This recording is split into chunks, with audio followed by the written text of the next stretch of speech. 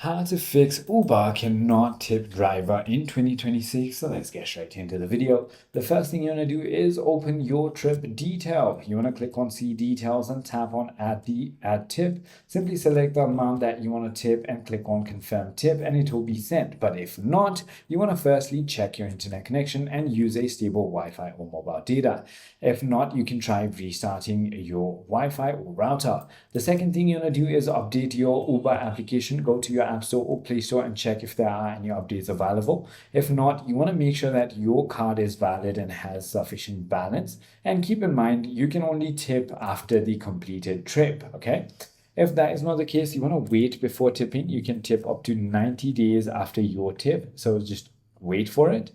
If not, you can try restarting your application or even contacting support if you want to.